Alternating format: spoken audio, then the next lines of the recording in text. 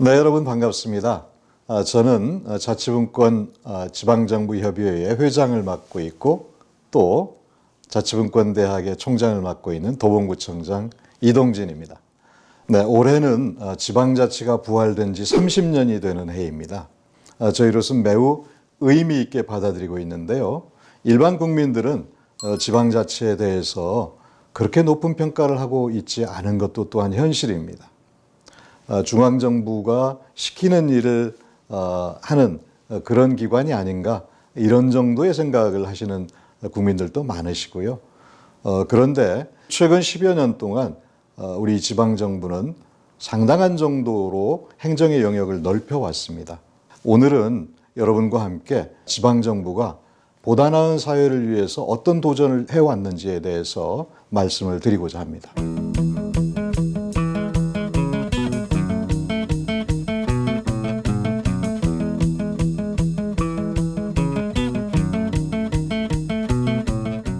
저는 지방자치라고 하는 것이 우리가 책에서 배웠다시피 풀뿌리 민주주의 이렇게 배웠지 않습니까?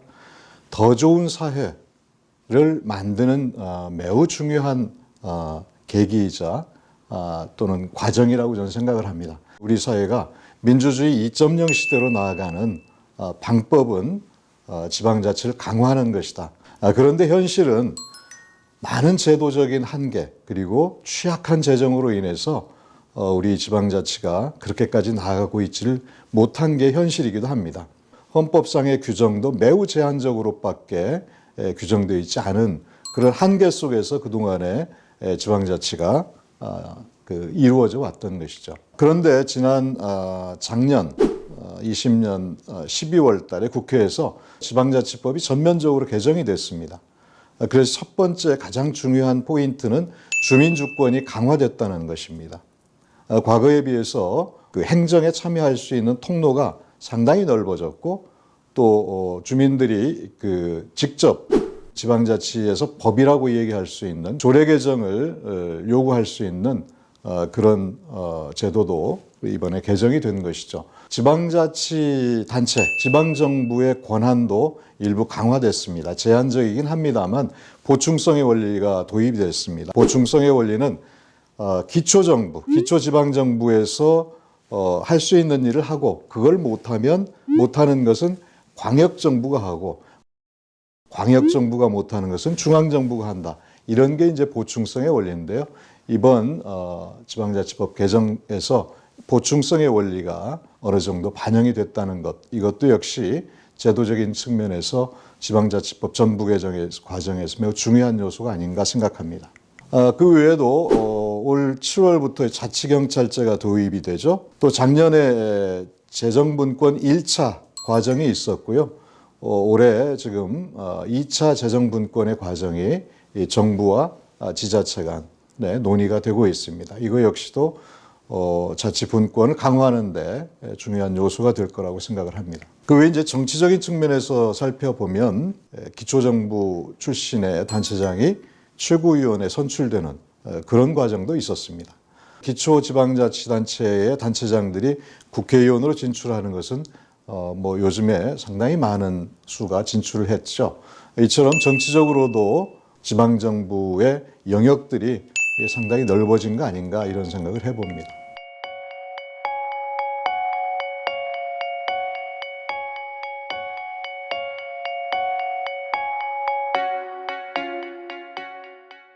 많은 한계 속에서도 지방정부가 여러 가지 도전을 해오고 있습니다. 특히 이 유엔이랄지 인류 보편적 가치를 추구하는 국제적인 기구에서 지향하는 여러 가지 목표와 과제들을 지방정부가 실현하고자 하는 노력들을 상당히 많이 하고 있습니다. Think globally, act locally라는 말이 있습니다. 지구적인 의제를 지역에서 실천해 나가는 것이죠. 그런 노력들이 어떻게 이루어지고 있는지를 저는 이 시간을 통해서 중점적으로 살펴보고자 합니다. 지방정부가 독자적으로 실시하는 경우도 있지만 여러 지방정부가 그런 과제들을 실현하기 위해서 협력하고 연대하는 모습들을 최근 몇 년 동안 우리는 볼 수 있었습니다. 이 과정에 대해서 여러분께 설명드리고자 합니다. 2015년에 매우 중요한 유엔에서의 결의가 몇 가지 이루어지는데요. 그 중에 하나가 파리 기후협약입니다. 최근에 기후변화에 대해서 많은 분들이 우려를 하고 있고 또 탄소 중립 사회로 가야 된다라고 하는 이야기들이 동의를 얻고 있습니다. 이와 관련해서 우리나라는 이미 산업사회에서 1.5도가 상승해 있는 상태입니다. 이제 세계 평균보다 더 온도 상승이 되어 있는 것이죠. 평균적으로는 1도씨가 상승했는데 2050년까지 0.5도씨 이상 더 상승해서는 안 된다라고 하는 것이 이 파리 기후협약의 내용이고 이걸 실천하기 위해서 여러 나라들이 많은 노력을 하고 있는데요. 이것들을 지방정부 차원에서 어떻게 실현할까라고 하는 관점에서 기후위기 대응 그리고 에너지전환 지방정부 협의회라는 것을 만들었습니다. 그렇게 해서 전국 시장군수구청장 협의회와 이 에너지전환 지방정부 협의회 그리고 지속가능발전 지방정부 협의회 이와 같은 지방정부 협의회들이 협력해서 지난 20년 작년 6월 5일 날 전국의 226개 모든 기초지방정부가 모두가 다 참여한 가운데 기후위기 비상선언을 한 적이 있습니다. 이것은 세계 최초의 사건입니다. 모든 나라의 도시들이 기후위기 비상선언을 한 것은 우리나라밖에 없었습니다. 이런 지방정부의 움직임들이 있은 이후에 대통령께서 2020년 10월 달에 국회에서 시정연설하는 가운데 2050년까지 대한민국도 탄소 중립을 하겠다라고 하는 목표를 제시하게 됩니다. 오히려 지방정부가 이 탄소 중립이라고 하는 인류 공통의 과제에 먼저 접근했던 것, 이건 매우 의미 있는 시사점이라고 할 수 있을 것입니다. 다음으로 지속 가능 발전 영역인데요. 이것도 2015년에 유엔 총회에서 지속 가능 발전 목표 17개 목표를 채택을 하게 됩니다. Leave no one behind. 누구도 소외되지 않게 하겠다. 누구도 뒤처지지 않게 하겠다라고 하는 이런 슬로건을 내걸고 지속 가능 발전 목표 17개를 채택을 했는데요. 조금 더 살펴보면 지속 가능 발전 목표라고 하는 것은 빈곤, 교육 내지는 평등의 문제와 같은 인류 보편적 과제를 어떻게 실현할 건가, 그리고 지구 환경의 문제, 그리고 사회 경제적인 문제 이런 것들을 망라해서 17개의 목표를 설정을 하고 국제적으로 이러한 목표를 실현하기 위해서 노력하자라고 하는 공동의 목표와 또 약속을 했던 것이죠. 이런 지속가능 발전 목표를 이행하기 위해서 우리 지방정부가 지속가능발전 지방정부 협의회를 2017년에 결성을 하게 됩니다. 그렇게 해서 조례를 제정하고 또 지속가능발전 목표를 이행하기 위한 이행 체계를 각 지방정부 내에 만들고 또 교육하기 위한 교육 교재를 만들어 내게 됩니다. 보시는 것은 도봉구에서 만든 2개의 교재입니다. 저학년, 고학년용으로 만든 지속가능 발전과 관련된 교재입니다.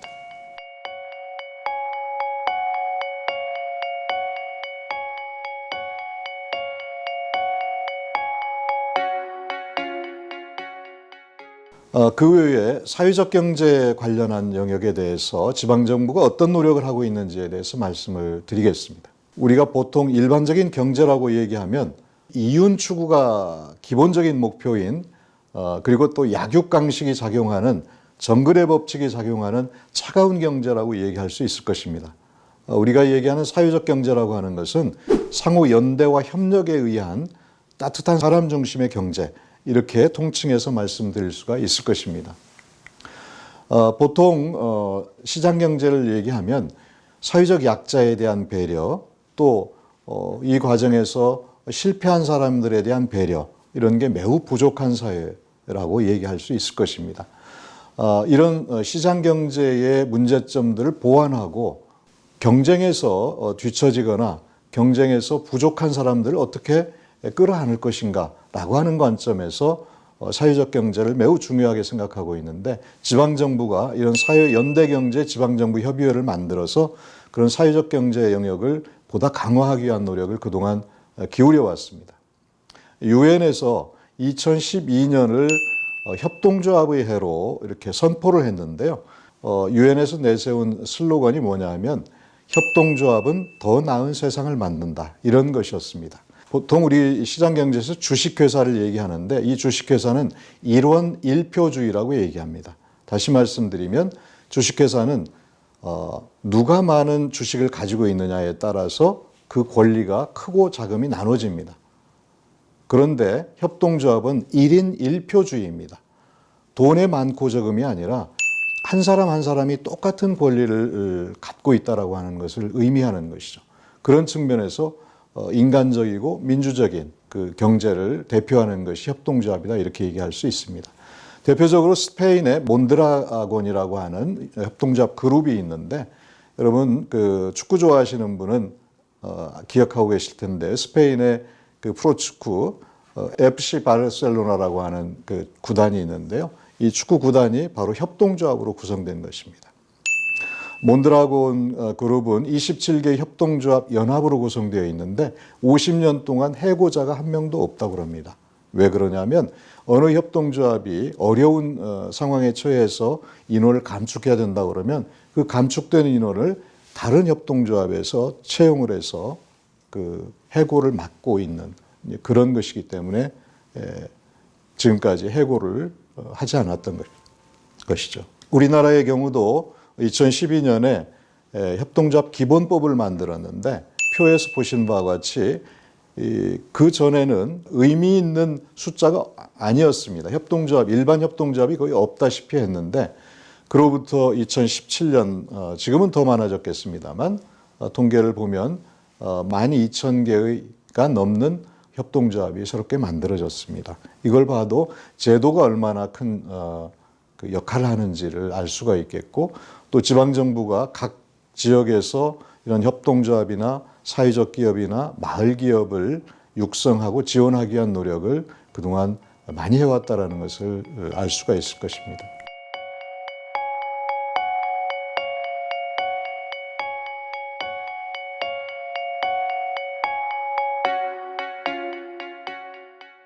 다음으로 교육의 영역에 대해서 말씀을 드리겠습니다. 과거의 교육은 주입식 교육, 또 입시 위주의 경쟁 교육, 그리고 암기식 교육 뭐 이런 거였죠.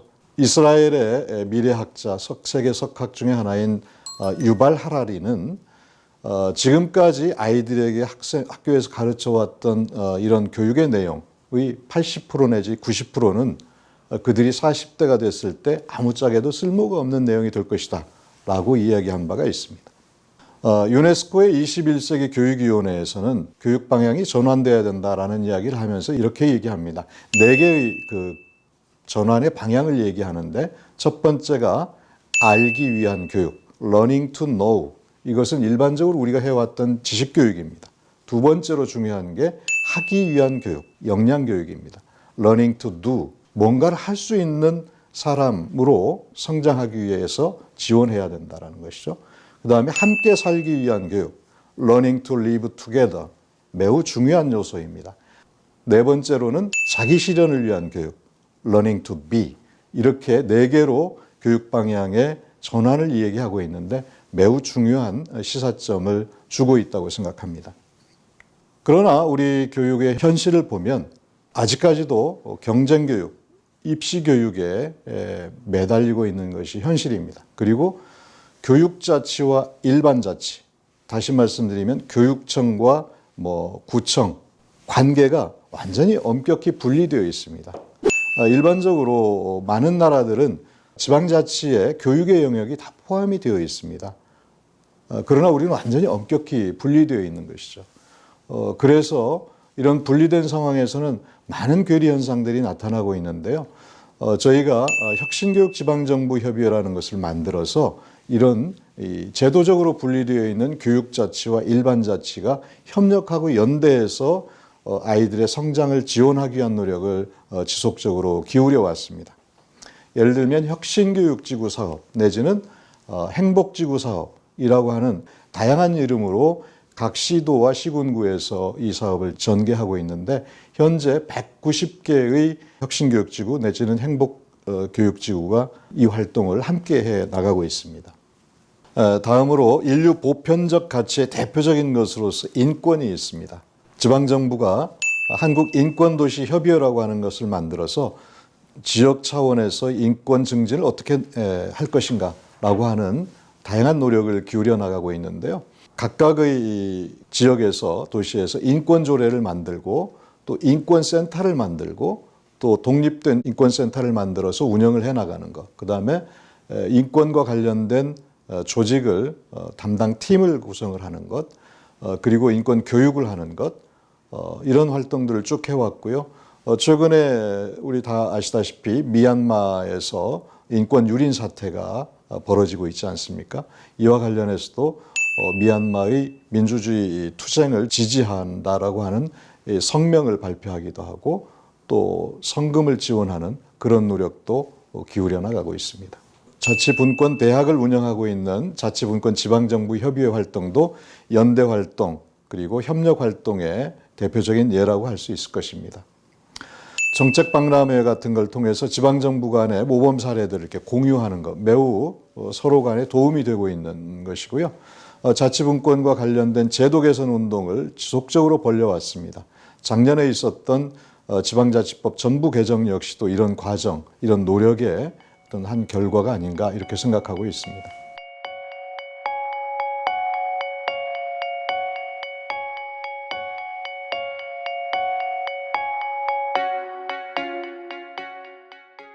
(4차) 산업혁명 시대의 지방자치는 어떻게 가야 될 것인가? 과거의 2차 산업혁명 시대, 보통 산업혁명 시대라고 얘기하는 이 시대에는 분업의 시대였습니다. 따라서 일관된 어떤 그 공정에 따라서 컨베이어 벨트를 생각하시면 될 거라고 생각합니다. 이미 정해져 있는 것에 따라서 능숙하게 분업에 따라서 자기의 역할만 하게 되면 됐습니다. 그렇게 해서 대량 생산을 하게 되는 것이죠. 그 시대에는 말 잘 듣는 사람이 필요했던 것입니다. 이 4차 산업혁명 시대는 이질적인 요소 간의 융합 그리고 초연결의 시대를 얘기합니다. 이 시대에서는 말 잘 듣는 사람이 아니라 창의적인 인간이 필요한 시대라고 얘기할 수 있습니다. 지방자치 역시도 마찬가지입니다. 과거에는 중앙집권적인 시대였습니다. 중앙집권적인 국가가 이제는 자치분권형 국가, 다양한 요소를 갖고 있는 자치분권형 국가로 변화되어야 된다라고 하는 것이 4차 산업혁명 시대의 요구라고 저는 생각합니다. 마찬가지로 중앙정부와 지방정부의 관계 역시도 과거에는 종속적이고 또 계층적 관계였다고 한다면 이제는 상호 의존적이고 협력적인 관계, 이렇게 변화하고 발전해야 된다. 이것이 시대의 변화에 부응하는 것이다. 저는 이렇게 생각합니다. 마찬가지로 민과 관의 관계, 이거 역시도 달라져야 된다고 생각합니다. 과거에는 동원형 행정이었습니다. 국가나 지방정부에서 필요할 때 동원하는 이런 형태의 민과 관의 관계였다면 이제는 참여형 행정, 더 나아가서는 협치형 행정으로 변화되어야 된다. 참여는 주민들의 참여하는, 행정의 과정에 참여하는 것이지만 협치는 단순한 참여가 아니라 권한을 가진 참여를 의미합니다. 이제는 참여에서 협치형으로 나아가는 그런 초기 단계에 와 있다고 생각합니다. 이처럼 4차 산업혁명 시대에는 지방자치의 모습 그리고 국가의 모습도 달라져야 된다라고 하는 말씀을 드리고자 합니다. 지방정부, 지방자치단체는 단순히 주어진 업무를 수행하는 위임사무 처리기관에서 이제는 세계 인류 보편적 가치를 실현하기 위한 노력을 기울이는 정도로까지 발전해 나가고 있습니다. 물론 전국의 모든 지방자치단체가 다 그렇다 이렇게 말씀드릴 수는 없습니다만 많은 지방정부가 그런 노력을 선도적으로 기울이고 있다는 말씀을 드리고 싶습니다. 따라서 더 많은 자치와 분권이 필요합니다. 이 더 많은 자치와 분권은 우리 대한민국을 더 좋은 민주주의 사회 그리고 더 나은 사회로 이끌 것이라고 하는 굳은 신념을 저는 갖고 있습니다. 그렇게 되기 위해서는 주민 여러분들, 시민 여러분들, 국민 여러분들의 참여가 무엇보다도 필수적인 요소라고 생각합니다. 이 강의를 듣는 여러분들께서 각각의 지역사회에 관심을 더 가지시고 참여해 주실 것을 부탁을 드리겠습니다. 고맙습니다.